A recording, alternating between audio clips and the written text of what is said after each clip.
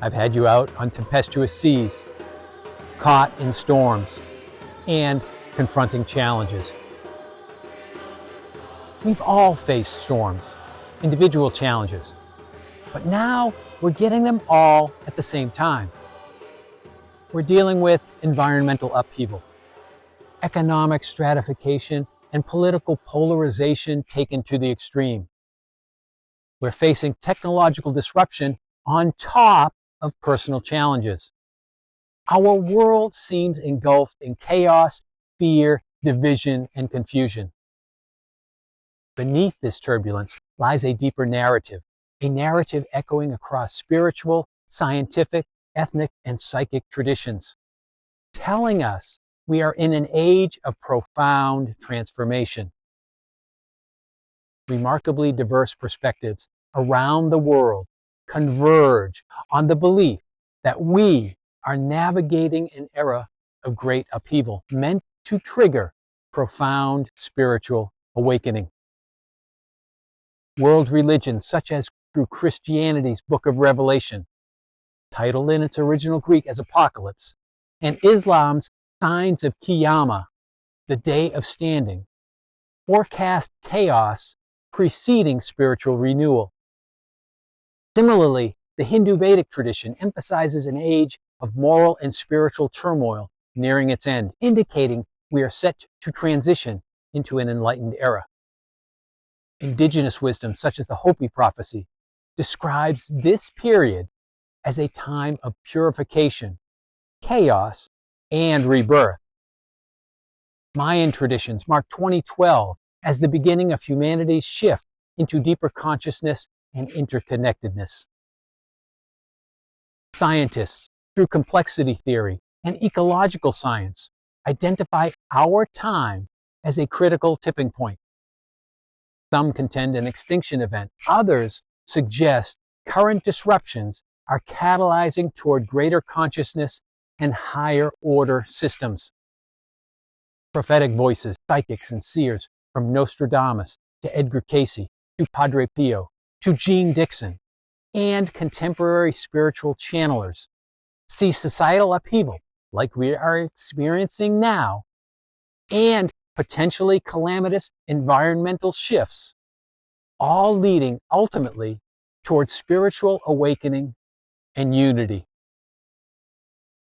Metaphysical movements, including integral theory and integrated philosophies, suggest the age of Aquarius is the era of humanity's collective evolution toward cooperation, empathy, and spiritual maturity. Each tradition, from diverse corners of the globe and across time, sees our current period of chaos to include violence and destruction, not as an end, but as a challenge, a vital and necessary doorway to growth and renewal, evolution. We stand at a collective crossroads, an existential crisis of our making. The challenges we face, climate change, economic stratification, and political unrest, aren't random. They are the natural outcomes of how we have chosen to think and live, the choices we have made. We have clung to fear and negative energy for too long. Within every crisis lies an opportunity, another choice, and within every choice lies the power to evolve. We each have a choice to make. Do we move forward and evolve toward unity, love, and joy? Or do we choose more of the same, competition, pain, and suffering? The question, what is really going on, is the focus of this course. To answer that question, let's review the ground we have traversed. The challenges or crises we face include climate change, economic stratification and financial instability, political and social polarization, and technological disruption. These issues affect us all. Then, of course, there are personal crises like job uncertainty, relationship challenges, and losing loved ones. The challenges are real, but their meaning depends on how we interpret them. We talked about how the world works, the laws, like impermanence, interconnectedness, and cause and effect, and our human tendencies towards separation, competition, and our need to control. These shape the systems and realities we collectively create. We devoted some time to the power of perspective. Perspective is a product of our beliefs, which culminate in three main worldviews: survivalists, theists, and holists. Survivalists see life as meaningless, harsh, and competitive.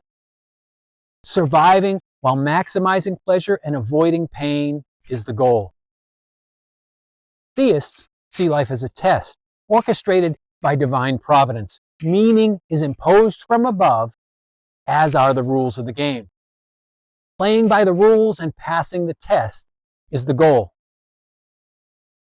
Holists see life as a dynamic, co-creative adventure.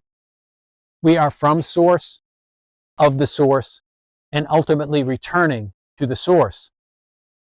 We create our reality. Crises are catalysts for evolution. We are social beings, subject to influence. The dominant collective worldview drives the narrative. In all these crises, environmental upheaval, economic stratification, political polarization, technological disruption, and personal trials, humanity, we, each of us, are both the creator of and responder to the challenges we face. Our choices shape the systems we live in. We decide whether crises lead to growth or stagnation. I can't answer the question of what's really going on for you. It doesn't matter what facts I offer or what evidence I present. Your worldview is your truth. Facts be damned. Evidence be damned. Truth be damned.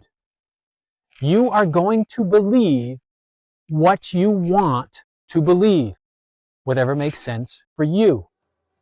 You are going to live your worldview, regardless of how I or anyone else frames reality. I'll go more into detail on this point in the second course of this series, Resist or Let Go. For now, though, let's consider how survivalists, theists, and holists answer that question.